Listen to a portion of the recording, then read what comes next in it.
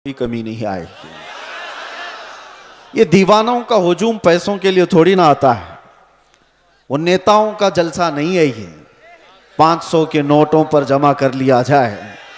ये वो मजमा है जो रात के 12 बजे भी अपनी गर्दनें हुजूर के लिए देने को तैयार है। ये नबी पाक सल्लल्लाहु अलैहि वसल्लम के आशिकों का हुजूम है, जिसके लिए हर वक्त बराबर का होता है। हर वक्त बराबर का होता है। लोग मुझसे अक्सर ये कहा करते हैं कि रात के 12 बज गए पब्लिक ख़त्म हो जाएगी, 2 बज गए पब्लिक ख़त्म हो जाएगी। लेकिन हमने देखा जिस वक्त जाते हैं सब भरा मजमा इसी तरह है। मेरे अजीज़ों, ये मुझे नहीं, ये मेरे मुस्तफ़ा को सुनने के लिए आते हैं। ये नबी पाक सल्लल्लाहु ताला अलैहि वसल्लम की मोहब्बत की बरकत है। और अल्लाह तबारक व ताला जब चाहता है हुजूम के दिलों को एक तरफ मुतवज्जे फरमाता है। रब तबारक व ताला की नेमतों में से है। और एक बात मैं आपको बता दूं, बहुत देर से आपके इस मिंबर पर बैठे थे तो हम देख रहे हैं कुछ चीज़ें हमें नज़र आई, उस पर मैं आपको अर्ज़ करता हूँ। लोग ये कहते हैं कि इतनी सारी चीज़ें आपने देखी, मुसीबतें, फिर भी उसी तरह से बोलते हो, फिर वही अंदाज के साथ चलते हो। डरना तो चाहिए कि हालात कैसे हैं। सारे हालात को देखो और फिर डर करके आप अपने एतबार से मसलहत का रास्ता इख्तियार करो। मेरे अजीज़ों, मसलहत और हिकमत किसको कहते हैं? अगर नबी पाक सल्लल्लाहु ताला अलैहि वसल्लम की इज्जत पर बात करने को, खामोशी इख्तियार करने को मसलहत और हिकमत कहते हैं, तो ऐसी मसलहतों को हम लात मारते हैं। यही मसलहत नहीं है।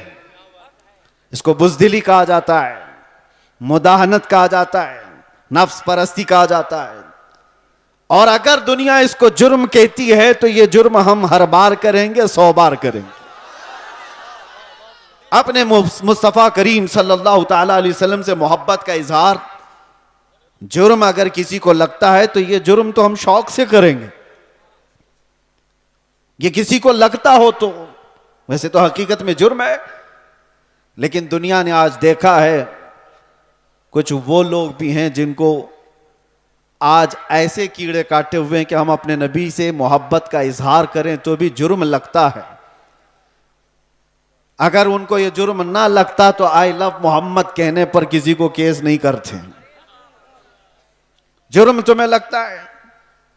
तुमने तो शायद 4-5 लोगों को ये कहते हुए सुना होगा, बंद कर दिया होगा, मजमे में आओ, हर बच्चा यही कह रहा होगा, बल्कि मौत तक तो हम यही कहते रहेंगे। ये हमारा ईमान है। मैं जो बात कह रहा था वो ये कि ये सारे हालात हो जाने के बाद भी मुसलमान फिर उसी अंदाज से क्यों चलता है? हुजूर पाक सल्लल्लाहु ताला अलैहि वसल्लम की मोहब्बत की बातें उसी अंदाज से क्यों करता रहता है? इसके सामने किसी को मार दिया जाता है, देख के सहमता क्यों नहीं? किसी की मॉब लिंचिंग हो जाती है, उसके बाद डरता क्यों नहीं? ये डराने वाला सिलसिला 1400 साल से देखते आ रहे हैं। कई चंगेज आए, कई हलाकू आए और हमारे पूरे मोहल्ले खाक में बदल दिए गए, खून से तितर बितर हो गए।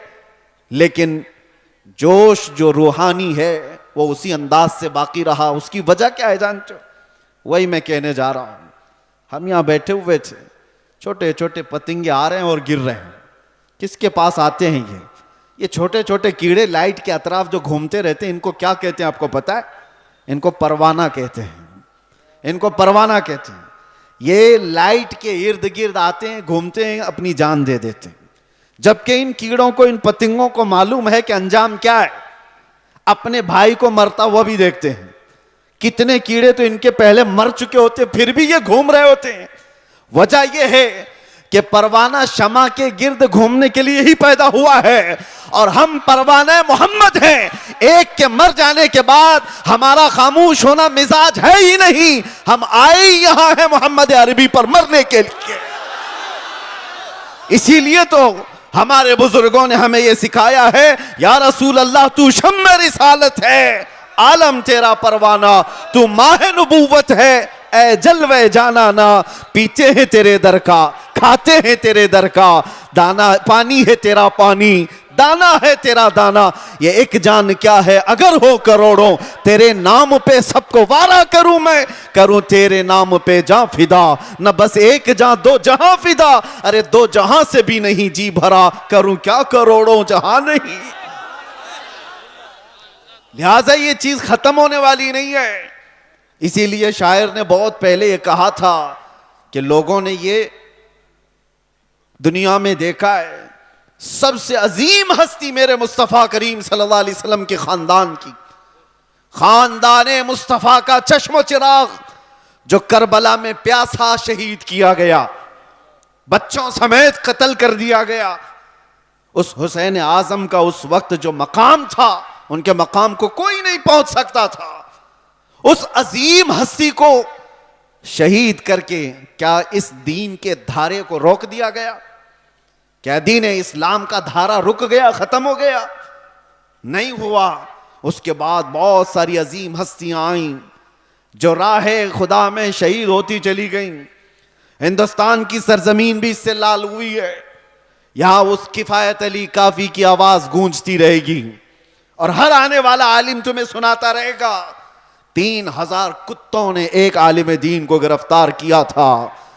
अंग्रेजों की बात कर रहा हूं, फिर यहां पर आकर के फिर मुझे ले जाएं कहीं कुत्ता इनको कह दिया।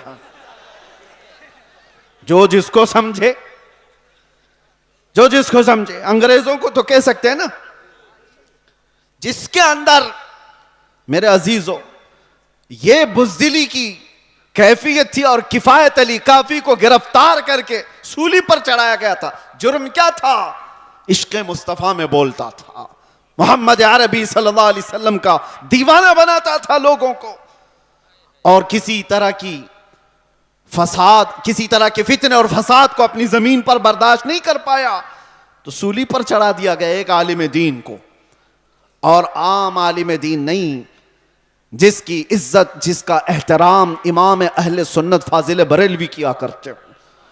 लेकिन मेरे अजीजों, फांसी पर अंग्रेज चढ़ा रहे थे, मजमा देख रहा था, तब भी किफायत अली काफी के पेशानियों पर कोई शिकन नहीं, कोई फिक्र नहीं, ना जिस्म के अंदर कोई कपकपी, खौफ और हिरास, बल्कि फंदे पर चढ़ने से पहले यूं कहा था, कोई गुल बाकी रहेगा न चमन रह जाएगा, पर रसूलुल्लाह का दीने हसन रह जाएगा। सब फना हो जाएंगे काफी वो, लेकिन हश्र तक नाम हजरत का जुबानों पर चलन रह जाएगा। क्या किया? अंग्रेजों ने 8 दिन तक जश्न मनाया था। किफायत अली काफी को हमने फांसी पर चढ़ा दिया। फांसी पर चढ़ाने से पहले 8 दिन तक किफायत अली काफी के जिस्म पर गर्म इस्त्री फेरते थे, और जब जख्म होता था तो उस पर नमक छिड़कते थे। उस आलिम दीन को उन्होंने बहुत आजमाइशों में मुब्तला किया, लेकिन वो टस से मस नहीं हुआ। शहीद होने के बाद 8 दिन तक तो जश्न मनाते रहे, ये सोचते हुए कि अब जगाने वाला खत्म हो गया, एक ऐसा जो बोलने वाला था बंद हो गया। उन जालिमों को खुदा का ये दस्तूर नहीं मालूम, मुरादाबाद शहर में इन्होंने किफायत अली काफी को फांसी पर चढ़ाया था, और वही जमाना है 100 किलोमीटर दूर बरेली में अल्लाह ताला इमाम अहमद रजा को पैदा कर रहा है। और वो इमाम अहमद रजा जब जवानी में तशरीफ लाए तो फिर पूरी कौम की गुत्थियों में इश्क़ मुस्तफ़ा पिला दिया। हर जगह से आवाज आने लगी, हर जगह से आवाज आने लगी, सबसे आला वो औला हमारा नबी, सबसे बाला वो बाला हमारा नबी। बच्चे बच्चे की जुबानों पर इश्क़ मुस्तफ़ा सल्लल्लाहु तआला अलैहि वसल्लम की सदाएं गूंजने लगी। मैं मिसाल इसलिए अर्ज कर रहा हूं, सारे मिलकर के इन चिरागों को बंद करने की कोशिश करते रहेंगे तब भी यह मुमकिन नहीं। मेरा रब कुरान में फरमाता है, ये अपने मुंह के फूकों से अल्लाह के चिराग को बुझाना चाहते हैं, और अल्लाह सुबह क़यामत तक अपने चिराग को रोशन रखेगा। एक तुम बंद करोगे, रब ताला दूसरा पैदा फरमाएगा, दूसरा पैदा होगा। इसीलिए हमें अपनी फिक्र नहीं है, हमने जो जीना था वो जी लिया है। मगर ऐ मुसलमानों, आपसे मैं ये गुजारिश करूंगा, इस जमाने में तुम्हारे लिए सबसे बड़ी दौलत, जिसका हर डाकू इंतजार में है लूटने के लिए, हर चोर तुम्हारे पीछे है छीनने के लिए, वो दौलत तुम्हारी टोपी, तुम्हारी दाढ़ी, तुम्हारे कुर्ते, तुम्हारे जुब्बे, तुम्हारे घर गाड़ी बंगले नहीं है। आला हजरत को सुनो, कहते हैं आंख से काजल साफ चुरा ले, यहां वो चोर बला के हैं, तेरी गठरी ताकी है और तूने नींद निकाली है। कौन सी चीज है जिसके सब चोर दुश्मन अतराफ में हैं? कौन सी चीज छीनना चाहते हैं? 100 साल पहले इकबाल ने भी इसका इशारा करके कहा था। अंग्रेज ये कहते थे, ये फाका कश मौत से डरता नहीं जरा। सबको पता है ये मौत से डरने वाली कौम है ही नहीं। हमारे कंधे पर कफन हुआ करता है। डर उसको हो जिसे लगे कि मौत के बाद अंधेरा अंधेरा अंधेरा। डर उस कौम को क्या लगे, इधर आंखें बंद हो उधर मुस्तफा का दीदार हो, उसे डर नहीं। दुनिया ये जानती है। तो अंग्रेज क्या कहते थे, ये फाका कश, भूखा रहता है, प्यासा रहता है, मौत से डरता नहीं जरा। कौन सी चीज है इसको जो निडर बनाई हुई है? कौन सी चीज है जो इसको बेखौफ बनाई हुई है? इकबाल कहते हैं रूहे मोहम्मदी इसके बदन से निकाल दो। वही कहता था अंग्रेज, रूहे मोहम्मदी इसके बदन से निकाल दो। और आला हजरत भी वही कहते हैं, आंख से काजल साफ चुरा ले। आंख से काजल चुराने का मतलब क्या है? अरे ये डब्बी वाला काजल नहीं, एक मोमिन की आंख का काजल इश्क मुस्तफा हुआ करता है। मोहब्बत मुस्तफा अगर तुम्हारे पास है तो तुम्हारी आंखों का काजल है। और इसी के चोर अतराफ में घूम रहे हैं, इसी के चोर, इसी के डाकू। अब तो जमाना ऐसा आएगा कि लोग मुदाहनत पसंद ऐसे होंगे। मियां क्या जरूरत है ऐसी बातें करने की, क्या जरूरत है? याद रखना, ये तमाम मसलहत पसंदी को मैंने दूसरे मुल्कों में देखा है। सऊदी अरब के कई ऐसे इलाके जिन्होंने अपने बच्चों को मॉडर्नाइज करने के लिए ऑस्ट्रेलिया में, अमेरिका में बचपन से पढ़ाया। और वो बच्चे जहां से इस्लाम फैला है वापस आए हैं तो पूछते हैं who is the Mohammad? Mohammad किसका नाम है, कौन है? मुआज़ अल्लाह रब्बिल आलमीन। अगर इसी अंदाज से जिंदगी जीने का सलीका रहा तो बच्चे यही सब चीजें सवाल करेंगे। इसीलिए मेरे मुस्तफा करीम सल्लल्लाहु अलैहि वसल्लम ने फरमाया था, अल्लिमू औलादकुम सलासा खिसालिन, अपनी औलाद को 3 चीजों सिखा करके जाना। हुब्ब नबीकुम, सबसे पहली चीज अपने नबी की मोहब्बत सिखाओ। और दूसरे नंबर पर मेरे आका फरमाते हैं वह हुब्ब अहली बैतिही, हुजूर के अहले बैत की मोहब्बत सिखाओ। वह तिलावत अल कुरान अल करीम, तीसरी चीज ये कि हर बच्चे को कुरान की तिलावत सिखा के जाओ। एक बाप की तरफ से अपने बच्चे को दिया गए ये 3 चीजें दुनिया की सबसे बड़ी नेमत है, सबसे बड़ा तोहफा है, सबसे बड़ा हदिया है। इसीलिए मेरे अजीजों, बार बार हम हर स्टेज से ये अलल ऐलान तुम्हें पुकार पुकार कर कहते हैं, हुजूर पाक सल्लल्लाहु तआला अलैहि वसल्लम के नाम पर कोई समझौता ना करो, कोई मसलहत पसंदी ना करो, कोई दबाव, कोई समझौता नहीं। जो जान मांगो तो जान दे दें, जो माल मांगो तो माल दे दें, मगर ये हमसे कभी ना होगा नबी का जाहो जलाल दे दें। जब तक ये सिफत तुम्हारे अंदर बाकी रहेगी इंशाअल्लाह कोई कौम तुमको सफ़े हस्ती से मुकम्मल मिटा ना सकेगी, नहीं होगा। लेकिन एक बात और समझ के चलो, इकबाल की ये बात बहुत पक्की है, अगर इस रिश्ते से तुम दूर होते चले गए, जो मदीने से तार हमारे जुड़े हुए हैं इससे दूर होते चले गए, होगा क्या? उनके जो हम गुलाम थे खल्क के पेशवा रहे। हुजूर के जब हम गुलाम थे पूरी मखलूक के आका हम कहलाते थे। उनके जो हम गुलाम थे खल्क के पेशवा रहे, उनसे फिरे जहां फिरा फिर आई कमी वखार में। जैसी ही हुजूर से चेहरा फेर लिया दुनिया ने हमसे चेहरा फेर लिया, इज्जतों में कमी आई है। आपको क्या लगता है ये इज्जतें आज हमें जो इस मिंबर पर बैठने की मिली है, ये हमारी पगड़ियों से मिली है, ये हमारे जुब्बों की वजह से मिली है? इससे बेहतरीन लोग भी पहनते होंगे। हमें जो इज्जतें मिली हैं इन पगड़ियों से नहीं, वो नाम मुस्तफा की बरकत है।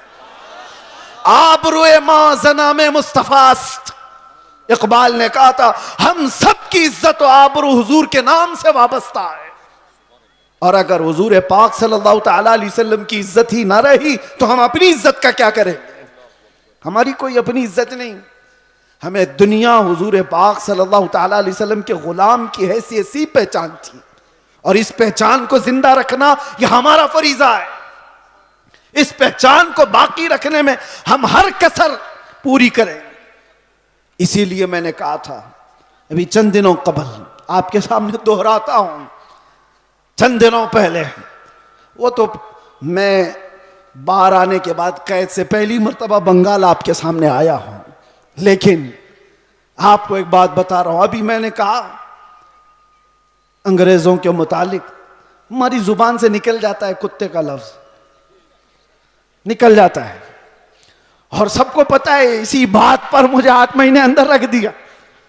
मैं कहता हूं, मेरे अजीजों, अलल ऐलान कहता हूं, दुनिया को, सबको कहता हूं, अगर तुम्हें कहना है मुझे एक बार नहीं 1000 बार कुत्ता कहो, दरबारे रिसालत का, मोहम्मद अरबी का, हमें जरा बराबर भी फर्क नहीं पड़ेगा, बल्कि हम तो उसको दुनिया का सबसे बड़ा लक़ब समझेंगे, सबसे बड़ी इज्जत है।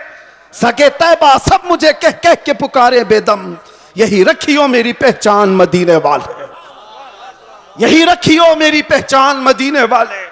मैं तुमसे पूछता हूं, अगर तुम्हें बारगाह मुस्तफा का कुत्ता कहा जाए तो किसी को शर्म आएगी? किसी को ऐब लगेगा? वजह यह है कि हम इन निस्बतों पे फख्र करते हैं। मैं उनसे कहता हूं, तुम्हें अगर इस बात पर शर्म आती है तो ऐसी निस्बतों को छोड़ो। जिनको ये लगता है, ऐब लगता है, वो इन निस्बतों को छोड़े।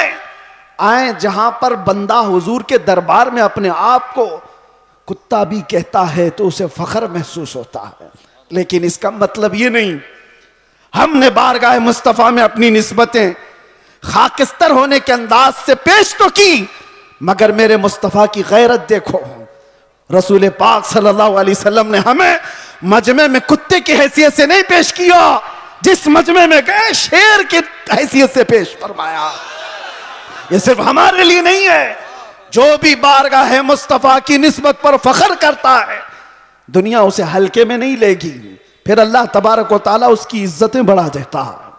आला हजरत ने जिंदगी भर बारगाह मुस्तफा में अपनी निस्बतों पर फख्र किया है, और गौसियत मआब के दरबार पर निस्बत जोड़ते हुए क्या कहा था बरेली के ताजदार ने? गौसे पाक के दरबार में क्या कहा था पता है?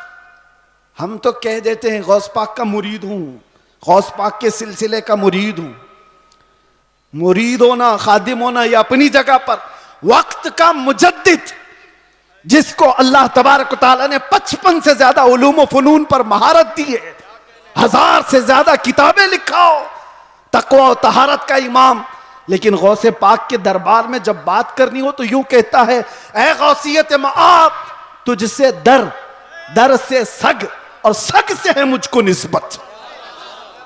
सग किसको कहते हैं? सग कुत्ते को कहते हैं। आला हजरत कहते हैं, या गौस तुझसे दर, दर से सग, और सग से है मुझको निस्बत। मेरी गर्दन में भी है दूर का डोरा तेरा, और इस निशानी के जो सग हैं नहीं मारे जाते। सग का मतलब कुत्ता फारसी में। आला हज़रत कहते हैं, इस निशानी के जो कुत्ते हैं मारे नहीं जाते। हश्र तक मेरे गले में रहे पट्टा तेरा, जिसके पास भी ये निस्बत मौजूद है वो मारे नहीं जाते, पकड़े नहीं जाते। म्यूनिसिपैलिटी बेल्ट वाले कुत्ते को नहीं उठाती है। हाँ, इंजेक्शन उसको मारा जाता है जो आवारा है, दूसरों को काट खाने दौड़ता है, लेकिन जिस कुत्ते के गले में पट्टा होता है उसे छोड़ दिया जाता है। वो निशानी है कि इसका कोई मालिक है, ये किसी का पाला हुआ है। इसीलिए आवारा मत रहो, उन निस्बतों पर फख्र करो कि दुनिया देखकर ही कहे ये मदीने वाला।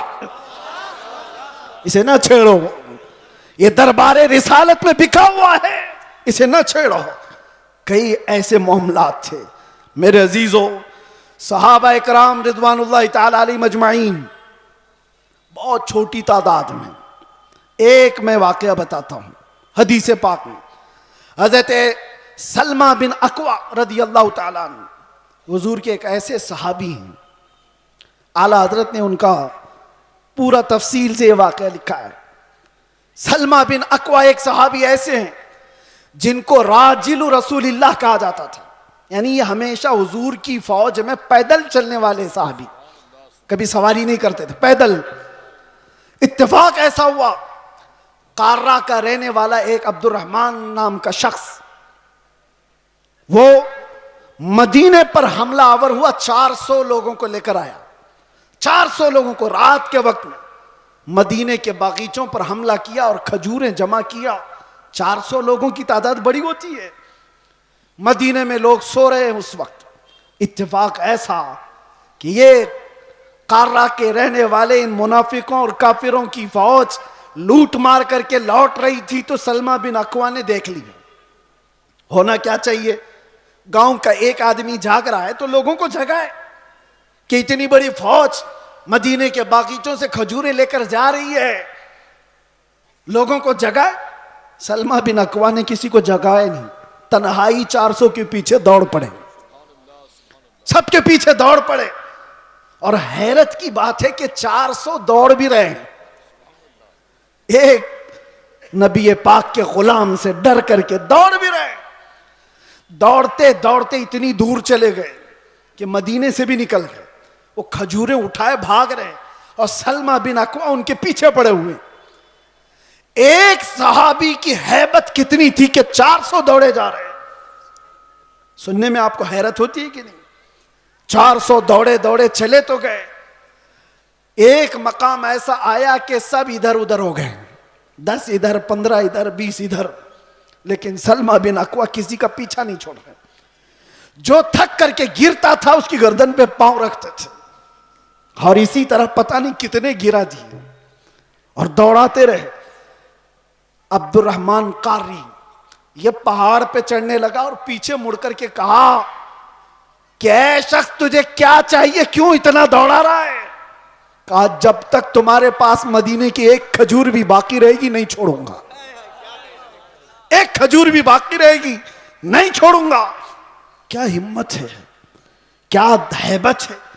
और वो सामने वाले बात भी कर रहे हैं। एक बात याद रखना, ये सारा पावर काजू बादाम का नहीं है, निस्बत मुस्तफा का है, हुजूर पाक का गुलाम है, हावी है। 400 के 400 खड़े इधर उधर बिखर गए। अब्दुर्रहमान कार्रा का रहने वाला जो शख्स था, उसने लोगों से कहा कि जिसके जिसके कंधे पर जितनी खजूरें वो फेंक दो, ये ऐसा खूनखार लग रहा है कि हम में से किसी एक को भी छोड़ेगा नहीं, छोड़ दो खजूरें, जान बचाओ और निकलो। लोगों ने खजूरें फेंकी, सब कुछ फेंका, और बगैर किसी एक भी खजूर के वो लोग वापस लौट गए, सब चले गए। ये सलमा बिन अकवा सारी खजूरें जमा कर रहे हैं, और उठाने जितनी उतनी, इतना ज्यादा वजन है कि एक आदमी उठा ना सके, खींचते हुए मदीने की तरफ लेकर के आ रहे हैं। रास्ते में एक और सहाबी हजरत अबू कुतादा मिल गए। पूछा कि किधर से आ रहे हो सलमा बिन अकवा?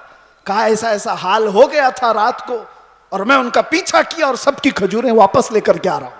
वो मुस्कुराए, अरे बोलना तो चाहिए था, और भी तो लोग आते तुम्हारे साथ।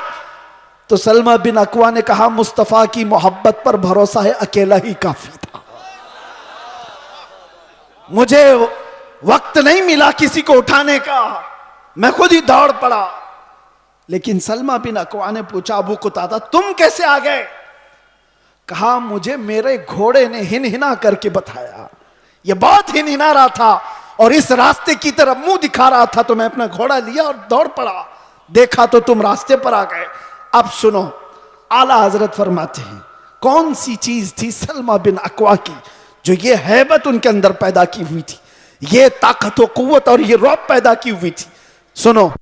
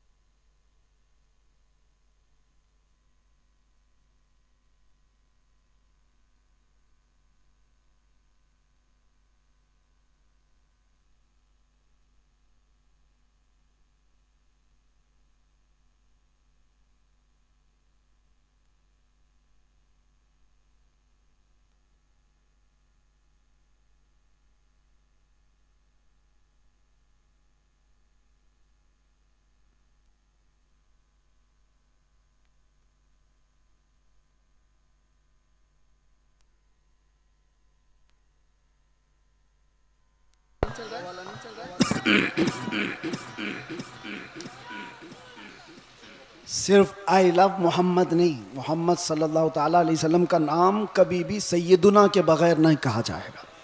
वो हमारे आका हैं, आम इंसान नहीं। हमेशा से याद रखो, आई लव सैयदुना मोहम्मद सल्लल्लाहु ताला अलैहि वसल्लम। मैं जो बात कर रहा था सलमा बिन अकवा की, आला हजरत लिखते हैं वजह क्या थी? ये हैबत, ये ताकत, ये रौब। एक तन्हा इंसान 400 पर भारी कैसे हुआ?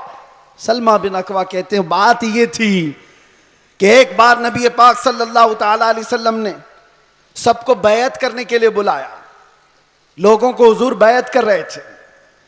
हुजूर सल्लल्लाहु ताला अलैहि वसल्लम से हजरत सलमा बिन अकवा ऑलरेडी पहले से बैत किए हुए थे। हुजूर ने सबको बैत करके फिर कहा, सलमा बिन अकवा आ जाओ, तुम भी बैत कर लो। मैंने अर्ज किया, या रसूल अल्लाह मैं ऑलरेडी कर चुका हूं, पहले से किया हूं। हुजूर ने फरमाया फिर से अपना हाथ दो। मैंने दोबारा हाथ दिया।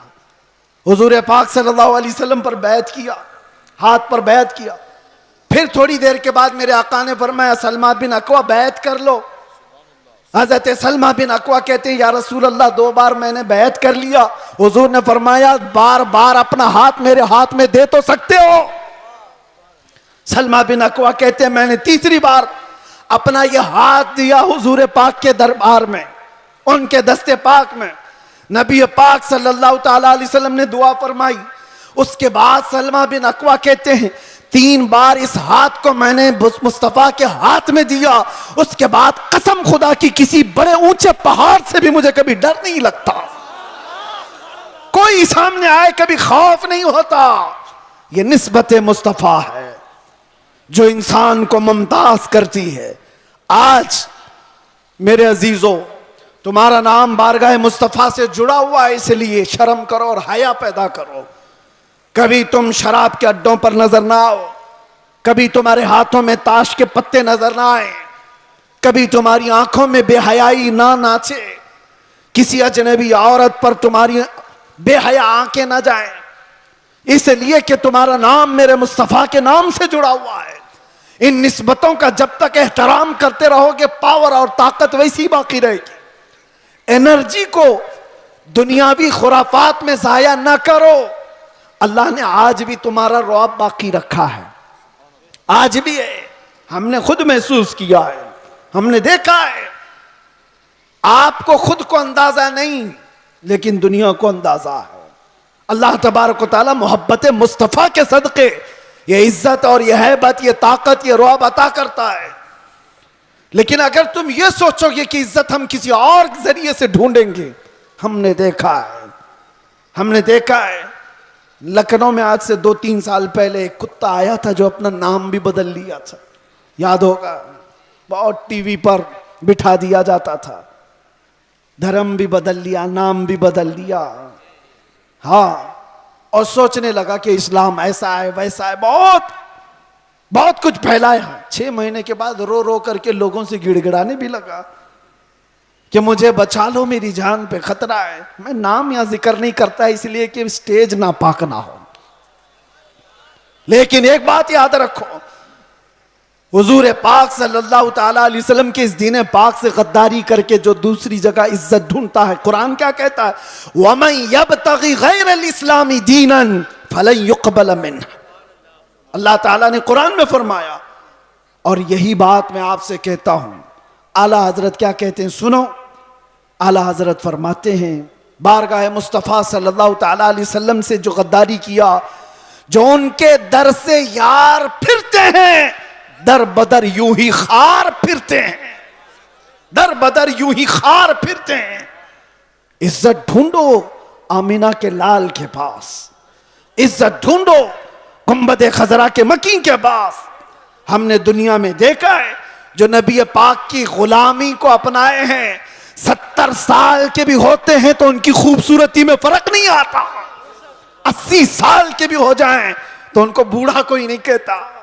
आज भी मौजूद है हमारे मशाइख, लेकिन इज्जतों में कोई कमी नहीं। और जिन्होंने पूरी हिंदुस्तान में फितना और फसाद मचा करके सियासत किया था, 90 साल के ऊपर भी हो गए, अभी मरने को तैयार नहीं। ऐसे बहुत सारे लीडर बैठे हुए हैं जिनको कोई पूछता भी नहीं, अखबार के किसी कोने में उनका नाम भी नहीं। बहुत सारे ऐसे 40-40 साल लोगों की नौकरियां करते रहे। मैं जॉब की बात नहीं कर रहा हूं, सियासत में इसकी उसकी चाटते रह गए तलवे और कुछ नहीं हासिल कर पाए। लेकिन मेरे मुस्तफा की गुलामी जिसने अपने गले में डाल लिया था, फिर देखो हुजूर ताजुश शरिया के आखिरी अदवार को हमने देखा, ज़ाहिरी जिंदगी के आखिरी दौर को भी देखा है। मेरे अजीजों, 75 साल की उम्र हो गई थी। 1 लाख नौजवानों को, खूबसूरतों को एक तरफ बिठाओ और एक तरफ बरेली के उस शहजादे को बिठाओ, और देखो दुनिया किसकी तरफ देखती है। क्यों? ये चेहरे पर गाजा और ये चेहरे पर कशिश, ये पाउडर और लाली की नहीं, ये मुस्तफा करीम की गुलामी की है। मुस्तफा करीम सल्लल्लाहु ताला अलैहि वसल्लम के मोहब्बत का जो जमाल है वो कभी कम नहीं होता। बचपन में हम सुनते आते थे, मोहम्मद के गुलामों में बुढ़ापा आ नहीं सकता। इसीलिए इज्जत इधर उधर क्यों ढूंढते हो, क्यों जाते हो? उन नौजवानों पर मुझे बड़ा तरस आता है जो कहते हैं दुनिया पता नहीं क्या कहेगी। 5 ग्राम की टोपी उनको भारी लगती है, 5 किलो की फटी जीन्स पहन करके फैशन समझता है। दाढ़ी उसको बहुत भारी लगने लगती है, चुभती है, गड़ती है, रोज उसको निकाल करके गटर नाली में फेंक देता है। और दाढ़ी भी बेचारी इतनी जिद्दी है, रोज आकर के उसको बताती है तू मर्द है। वो निकाल करके कहता है नहीं हूं मैं। वो भाग रहा है। कैसी हैरत की बात है, तुम जिद पे अड़े हो कि नहीं हूं मैं, और वो भी जिद पे अड़ी है, रोज आके बताती है कि तू मर्द है। बेचारा आखिरी दम तक मानने को तैयार नहीं। और हैरत की बात है, जब इनसे पूछा जाए दुनिया का सबसे हसीन चेहरा कौन सा था, तो सब एक जुबान होकर कहते हैं आमिना के लाल का चेहरा सबसे हसीन था। फिर मैं पूछता हूं, उस आमिना के लाल के चेहरे पर जब दाढ़ी थी तो तुझे ऐब क्यों लगती है, तुझे बुरी क्यों लगती है? दुनिया का सबसे ज्यादा हसीन चेहरा मेरे मुस्तफा का था, और वो दाढ़ी वाला था। और एक बात उन औरतों से भी कहता हूं, जो औरतें खुले बाल में समझती हैं कि ये फैशन है, आधे नंगेपन को समझती हैं फैशन है। यानी दुनिया ने इनको ये बताया है कि नंगे रहने को फैशन कहते हैं, आधे कपड़े पहनने को फैशन कहते हैं। अगर आधे कपड़े पहनना फैशन है तो तुमसे ज्यादा फैशनेबल तो भैंस है जो पूरी नंगी रहती है, वो कभी कोई कपड़ा नहीं पहनती। वो जानवर तो तुमसे ज्यादा फैशनेबल है, पूरे ओपन है। जानवरों की तरह दुनिया तुम्हें बनाना चाहती है और तुम समझ रहे हो फैशन है। फैशन वो नहीं। नौजवानों से कहता हूं, देखना हो तो खालिद बिन वलीद को देखो, औरतें देखना हो तो मेरे मुस्तफा की बेटी को देखो। सब औरतें कहती हैं अल्लाह हमें कनीज़ाने फातिमा में शामिल करे, दुआ तो करती हैं और फख्र भी करती हैं, कनीज़े फातिमा नाम भी रखती हैं। लेकिन सोचा कभी दुनिया की सबसे इज्जत वाली खातून जिसका मकाम क़यामत के दिन भी क्या होगा पता है? फरिश्तों को, आपको मैं बता रहा हूं, हदीस में मौजूद है, फरिश्ता महशर के मैदान में ऐलान करेगा, गद्दू अबसारकुम फ़इन्न फ़ातिमा बिन्त मुहम्मद तमुर्रु इलल जन्ना। ऐ महशर वाले लोग, सब अपनी आंखें नीची कर लो, मोहम्मद अरबी की बेटी जन्नत की तरफ जा रही है। कयामत के दिन ऐलान हो रहा होगा। इज्जत का वो मकाम मैदान महशर में जिसकी इज्जत का ऐलान हो रहा होगा। लेकिन मैं खवातीन से कहता हूं, दुनिया की सबसे इज्जत वाली खातून के सर पर हमेशा दुपट्टा रहा, और तुम समझती हो इज्जत खुले बन में है, फैशन करने में। फैशन वो है ही नहीं, हम उसको फैशन नहीं समझते। वो जानवरों वाली जिंदगी है जो औरतों को नंगा करके हवस के पुजारियों के सामने लाकर खड़ा किया जाता है। औरत को इन लोगों ने तमाशा बनाया हुआ है, औरत को दुनिया ने आज आलयकार बनाया हुआ है, अपनी हवस का निशाना है। क्यों? क्या इज्जत वाले लोग अपनी बेटियों को इस तरह से रखना चाहते हैं, वो दूसरों की बेटियों को नंगा देखना चाहते हैं। अपनी बीवी को और अपनी बेटी को नहीं, दूसरों की बेटियों को नंगा देखना चाहती है दुनिया। इसीलिए मेरे अजीजों, दुनिया के प्रोपेगंडे पर न जाओ, इज्जत तुम्हें मेरे मुस्तफा के कदमों में मिलेगी। और सहाबा कराम ने यह नुक्ता महसूस किया था, इसलिए कभी उन्होंने दुनिया क्या कर रही है, दुनिया कैसे चल रही है, उसकी तरफ देखा ही नहीं। वो पैबंद लगे कपड़ों में भी जाते थे तो बादशाह भी खड़े हो जाया करते थे, वो बगैर चप्पल के भी जाते थे तो पूरे इलाके फतह करके लौटते थे। उन्होंने कभी उन तमाम चीजों में इज्जतें नहीं ढूंढी। एक साहबी हजरत नौमान एक मुल्क में सफीर बन करके गए थे मेरे मुस्तफा के। सफीर समझते हो ना, एम्बेसडर, कासिद। और जब हुजूर पाक के सफीर बन करके ये सहाबी गए तो जिस मुल्क के बादशाह के पास ये जा रहे थे, उस बादशाह ने बहुत सुन रखा था, चर्चा सुन लिया था अरब के इनकलाब का, मेरे मुस्तफ़ा सल्लल्लाहु अलैहि वसल्लम के दीवानों के हुजूम का। तो उसने क्या किया, इंतजामात किया, तैयारियां की, कालीन बिछाया। रेड कारपेट आज भी किसी के लिए बिछाया जाता है, रेशम का कालीन बिछाया, सोने से कलाई की हुई कुर्सी लगा दिया कि मोहम्मद अरबी का सफीर आ रहा है। बादशाह खुद मुसलमान नहीं था लेकिन इज्जत कर रहा था। हजरत नौमान जिस वक्त वहां पहुंचते हैं, देखा उनका इंतजाम ये रेशम के कालीन से है। आपने ठोकर मार करके रेशम के कालीन को अलग कर दिया, जमीन पर चलने लगे। बादशाह भी देख रहा था। और जब कुर्सी पर बैठने का वक्त आया, सोने से कलाई की हुई कुर्सी है, आपने कहा इसको हटाओ, आम सी कुर्सी लाओ, उस पर मैं बैठूंगा। बादशाह ने देखा और कहा कि ये लोग इतना घमंड करते, इतना एटीट्यूड है इनको, हमारी चीजें इस्तेमाल नहीं करेंगे। हजरत नौमान ने बताया, ना घमंड ना तकब्बुर, यह हमारा गुरूर नहीं है। मैंने इसलिए ये दोनों चीजें इस्तेमाल नहीं की कि मेरे मुस्तफा की शरीयत में रेशम का इस्तेमाल मर्द के लिए हराम है और सोने का इस्तेमाल भी मर्द के लिए हराम है। मैं इसको इस्तेमाल नहीं करूं। लोग तो ये समझ लेंगे दुनिया का कानून है, इनकी इज्जतों का तरीका है, मिल मिल आपके लिए कर लेना चाहिए ना। वो सहाबी थे और उन्होंने ये दो चीजों को टुकराया। तो किसी ने कहा वो तो तुम्हारे रसूल मदीने में बैठे, तुम तो सैकड़ों मील दूर यहां हो। उस सहाबी ने गरज कर कहा था, मुसलमान सिर्फ मदीने में मुसलमान नहीं होता, दुनिया के हर चप्पे में रहे अपने मुस्तफा का वफादार होता है।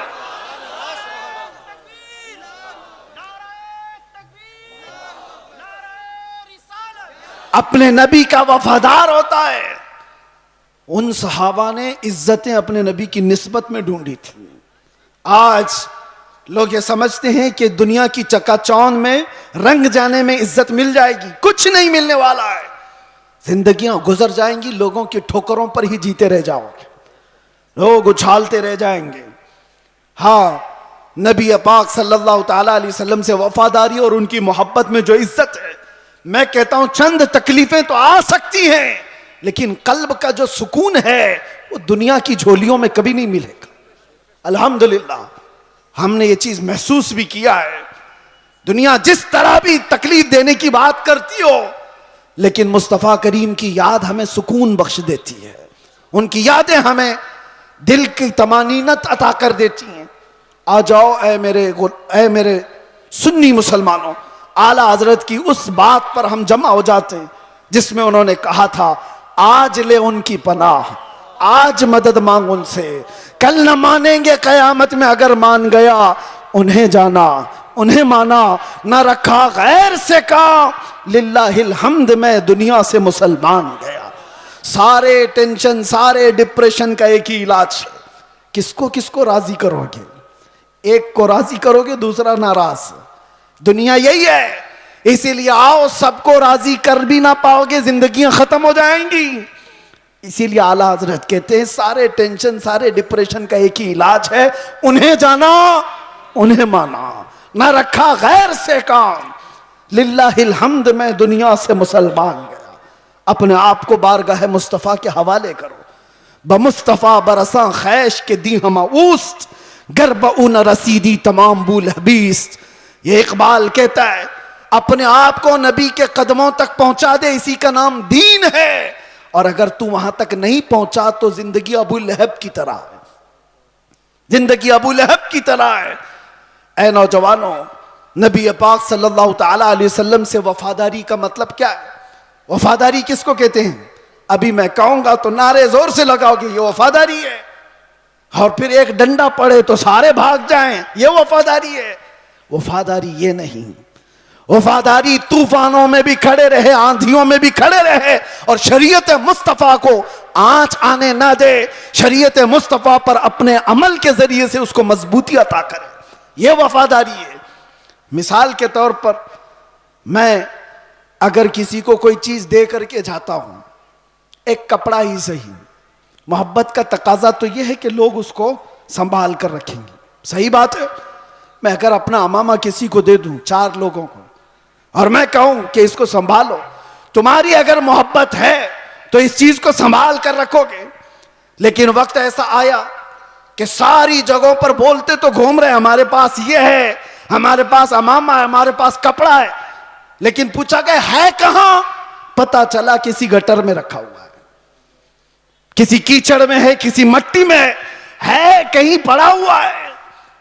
बस जुबानों पर है कि हमारे पास है, बिला तशबीह बिला तमसील। दीने मुस्तफा के साथ हमने यही किया हुआ है। फख्र तो करते हैं कि हम मुसलमान हैं, इस्लाम हमारे पास है। कहां है वो इस्लाम? ना औरतों पे नजर आ रहा है, ना बच्चियों पे नजर आ रहा है, ना शादियों में नजर आ रहा है। वो इस्लाम है का जुबानों पर। वफादारी इसको नहीं कहते। वफादारी ये है कि तुम्हारे जिस्म पर इस्लाम नजर आए, तुम्हारे अमल में इस्लाम नजर आए, तुम्हारे अखलाक में इस्लाम नजर आए, तुम्हारे बोल चाल में, तुम्हारे तरीके कार में इस्लाम नजर आए। मस्जिदों में क्यों नहीं नजर आता? फजर में क्यों गायब वो सारे के सारे? इस्लाम कहां है? मेरे अजीजों, नारा लगाना ये दुनिया का सबसे आसान काम है। ये शहादत कहे उल्फत में है कदम रखना, लोग आसान समझते हैं मुसलमान होना। और इसीलिए मेरे आका सल्लल्लाहु अलैहि वसल्लम ने एक सहाबी से फरमाया था, हम तो छोड़ो, हम तो बहुत निकम्मे लोग हैं, बहुत दूर के हैं। वो सहाबा थे जो दुनिया के सबसे अच्छे लोग थे। एक सहाबी ने आकर के हुजूर से इतना कहा था, वल्लाही इन्नी ला उहिब्बका या रसूल अल्लाह, कसम खुदा की है अल्लाह के रसूल, मैं आपसे बहुत मोहब्बत करता हूं। हुजूर ने क्या फरमाया जानते हो? उन्जुर मादा तकूल, सोच के बोल क्या कह रहा है। हम तो आसानी से कहते ना, या रसूल अल्लाह आपसे हम प्यार करते हैं, मोहब्बत करते। सहाबी ने जब ये कहा था, हुजूर फरमाते हैं सोच के बोल क्या कह रहा है। उन्होंने दूसरी बार कहा, कसम खुदा की या रसूल अल्लाह मैं बहुत मोहब्बत करता हूं। हुजूर ने फिर कहा, सोच समझ करके बोल। तीसरी बार उन्होंने कहा, कसम खुदा की या रसूल अल्लाह मैं आपसे मोहब्बत करता हूं। तब मेरे आका ने फरमाया, अगर तू अपनी बात में सच्चा है तो फिर इंतजार कर, मुसीबतें ऐसे आएंगी जैसे पहाड़ से पानी गिरता है, इतनी तेज आएंगी मुसीबतें, उसके लिए तैयार रह जा। तो ये सहाबी को हुजूर ने फरमाया है, जब हम बारगाह मुस्तफा में अपनी मोहब्बत का इजहार करते हैं तो दुनिया नोच खाने के लिए दौड़ती है। ये सारे जो मामलात हमारे साथ होते हैं यूं ही नहीं होते। मसलहत की बातें करो, कोई हमसे नहीं पूछेगा।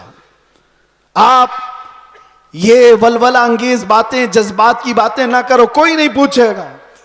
तबलीगी जमात को तो इजराइल में भी एंट्री है, उनके लिए कोई खतरा नहीं, कुछ नहीं।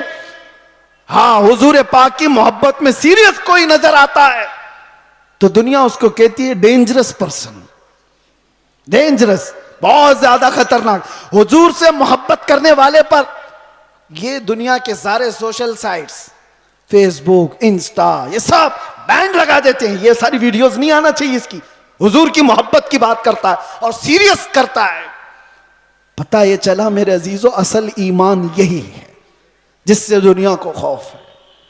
लेकिन आपको मैं ये कहता हूं, नबी पाक सल्लल्लाहु ताला अलैहि वसल्लम की इस मोहब्बत का इजहार करने के बाद आप पर चाहे जितनी भी मुसीबतें आए, जमे रहोगे, डटे रहोगे, तो रब फरमाता है ततनज़्ज़लु अलैहिमुल मलाइका, तुम पर अल्लाह के फरिश्ते उतारे जाएंगे। वो ये कहते हुए आएंगे, ला तखाफू वला तहज़नू, घबराओ मत, डरो मत, अनकरीब अल्लाह ने जिस जन्नत का वादा किया है वो जन्नत तुम्हारे इंतजार में। डरो मत, घबराओ मत। इसीलिए मेरा आखिरी ये मैसेज है सबको कि मुस्तफ़ा करीम सल्लल्लाहु ताला अलैहि वसल्लम के दरबार में अपने आप को सुपुर्द करने का मतलब ये, उनकी शरीयत ताहरा को जिंदा रखो। हालात इतने पेचीदा होते चले जा रहे हैं, दुनिया की सबकी नजरें तुम्हारी तरफ है, तुम्हारे अखलाक की तरफ, तुम्हारे किरदार की तरफ। और याद रखना, मैं आज इजहार भी कर देता हूं, मोहब्बत मुस्तफ़ा का मतलब ये नहीं है कि किसी जगह अपने आप को बम बांध करके ब्लास्ट कर ले। ये सुन्नियों का शिवा नहीं, यह आशिक रसूल का शिवा नहीं है। आशिक रसूल खुले मैदान में बात करता है, ये तमाम चीजें जो हरकतें हिंदुस्तान की सरजमीन पर हो या दुनिया की किसी सरजमीन पर, आतंकवाद जिसको कहा जाए, दहशतगर्द जिसको कहा जाए, टेररिज्म जिसको कहा जाए, इश्क मुस्तफा से उसका राई के दाने के बराबर भी ताल्लुक नहीं होता। हम ऐसे लोगों को नहीं जानते, ऐसे लोगों को नहीं मानते। और नौजवानों, ऐसा कभी कोई बहकाए तो कान खड़े कर लेना तवज्जो से, क्या अपने आप को हिलाकत में डालना कुरान कभी इसकी इजाजत नहीं देता। और ना हक किसी ऐसे आम आदमी की जान लेना, यह तो बहुत दूर की बात है। इस्लाम तुम्हें बिल्ली को भी अगर बांध करके रखा और खाना पानी नहीं दिया, मर गई तो जहन्नम में चला जाएगा। यह हदीस पाक में मौजूद है। तुम्हारी इबादतें सब मुंह पर मार दी जाएंगी, जानवर पर भी जुल्म जायज नहीं। ये तमाम जो चीजें आज पैदा की जा रही हैं इस्लाम के चेहरे को मस्ख करने के लिए, कितने हालात खराब हुए मुझे पता है। 9/11 के बाद पूरी दुनिया के हालात बदल गए। क्यों? इस्लाम को इस तरह से पेश किया गया, मुसलमानों के चेहरे को इस तरह से पेश किया। चंद मुसलमानों ने अगर ये किया है तो सारे मुसलमानों को चाहिए कि ऐसे लोगों से अपना कोई रिश्ता ना रखें। खुल करके कहो, सूफिया की ये जमात है या औलिया कामिलीन से मोहब्बत करने वाली और इश्क मुस्तफ़ा की गुन गाने वाली जमात है। नौजवान, सोशल मीडिया पर अगर कहीं किसी का लिंक भी हो तौबा कर लो, निकल जाओ ऐसी चीजों से। अरे तुम शेर हो, मुस्तफ़ा करीम के वफादार हो, तुम्हें ऐसी हरकतों की जरूरत कतई नहीं पेश आएगी। अल्लाह तबारक व तआला इस दीन का हामी व नासिर व मददगार है। ये दीन सुबह क़यामत तक जिंदा रहेगा।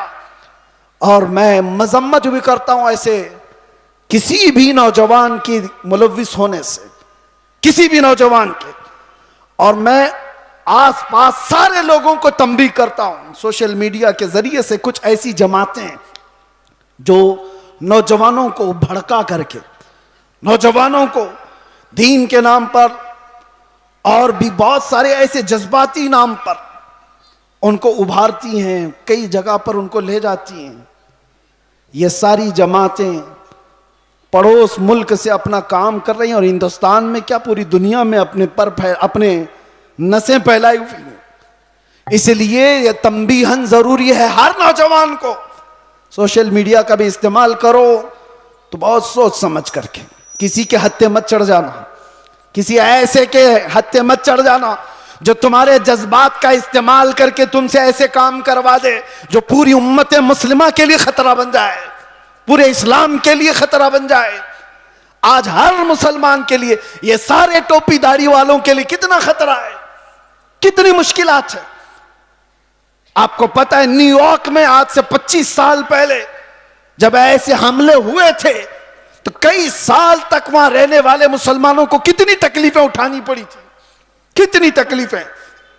और कई मर्तबा ऐसा भी हुआ कि एक चीज है एक्सट्रीमिज्म, ये जो शिद्दत पसंदी है वो दूसरी शिद्दत पसंदी को जन्म देती है। एक तरफ से शिद्दत हो तो दूसरी तरफ की भी शिद्दत को वो जन्म देती है। हालात ऐसे थे कि लोग उस वक्त सिखों को भी मार रहे थे तो उन्होंने भी पगड़ियां निकाल ली, दाढ़ियां निकाल दी। मुसलमानों के साथ भी ये मामला था। चंद लोगों की वजह से पूरी उम्मत मुस्लिमा खतरे में है। क्यों ऐसा कोई नौजवान करे? न खुद का भला, न दीन का भला, न देश का भला, किसी का भला नहीं, सिवाय नुकसान के। इसलिए नौजवानों, इन हालात में कभी भी अपने व्हाट्सएप का इस्तेमाल, अपने फेसबुक का इस्तेमाल, अपने इंस्टा का इस्तेमाल, ये सारे जाल हैं। तुम्हारे स्टेटस का इस्तेमाल कभी ऐसी चीजों में हरगिज ना करो। हाँ, रोज स्टेटस लगाओ, आई लव मोहम्मद सल्लल्लाहु अलैहि वसल्लम, सैयदना मोहम्मद सल्लल्लाहु अलैहि वसल्लम, इसमें कोई दिक्कत नहीं है। अपने नबी पाक से इश्क का इजहार रोज सुबह शाम करो, इसमें कोई दिक्कत नहीं है। अपने दीन इस्लाम की अच्छी बातों को नशर इशात करो, ये बहुत खूब बात है। लेकिन कुछ ऐसी गतिविधियों के साथ तुम जुड़े रहोगे तो खुद को भी खतरे में डालोगे, खानदान को भी और कौम को भी, पूरी उम्मत को भी। और अल्लाह कुरान में फरमाता, वला तुल्कू बिअयदीकुम इला तहलुका, अपने आप को हिलाकत में हरगिज मत डालना। और जो हिलाकत में खुद अपने आप को डालता है वो सुसाइड करने का जुर्म यह है कि वो डायरेक्ट जहन्नम में जाएगा, डायरेक्ट जहन्नमी है खुदकुशी करने वाला। तौबा करें इन तमाम चीजों से और अपने आप को बर्बाद होने से बचाएं। अल्लाह तबारक व तआला इस उम्मत मुस्लिमा पर रहमो करम फरमाए, हमारे हालात को रब तबारक व तआला अमन व अमान अता फरमाए, हमारे इस मुल्क को अमन व अमान अता फरमाए, जालिमों के जुल्म से अल्लाह हिफाजत फरमाए, बुरी नजर से अल्लाह हमारी हिफाजत फरमाए। आखिर में फिर मैं ये कहूँगा, न इधर उधर की बातें करें, चलो आमिना के लाल की बातें करें। हुजूर पाक सल्लल्लाहु अलैहि वसल्लम की बातों से जो इज्जतों में इजाफा है वो किसी और में नहीं। सैयदना उमर इब्न खत्ताब फरमाते हैं, लोग मुझे खत्ताब का बेटा उमर कहते थे, लेकिन जब मुस्तफ़ा करीम की निस्बत आ गई तो लोग अब खत्ताब का बेटा उमर नहीं, अमीरुल मोमिनीन कहकर पुकारते हैं और खलीफतु रसूलुल्लाह कहकर पुकारते हैं। ये इज्जतें हैं मेरे अजीजों। खालिद बिन वलीद 125 जंगों में गए, किसी जंग में शिकस्त नहीं हुई। पूछा गया तो कहते हैं, हर जंग में अल्लाह फतह इसलिए अता करता है कि मेरी टोपी में हमेशा हुजूर के 3 मुँह मुबारका हुआ करते हैं।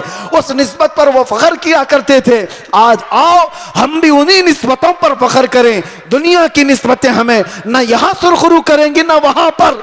बारगाह मुस्तफ़ा से जो वाबस्ता हुआ उसका हाल ये है, जब तक बिके न थे तो कोई पूछता न था। या रसूल अल्लाह, तुमने खरीद कर हमें अनमोल कर दिया। लब्बैक या रसूल अल्लाह, लब्बैक या रसूल अल्लाह, लब्बैक या रसूल अल्लाह। जिंदगी ये नहीं किसी की किसी के लिए, जिंदगी है नबी की नबी के लिए। ना समझ मरते हैं जिंदगी के लिए, जीना मरना है सब कुछ नबी के लिए। या रसूल अल्लाह, दहन में जुबान तुम्हारे लिए, बदन में है जान तुम्हारे लिए। हम आए यहाँ और उठे भी वहां। लब्बैक या रसूल अल्लाह।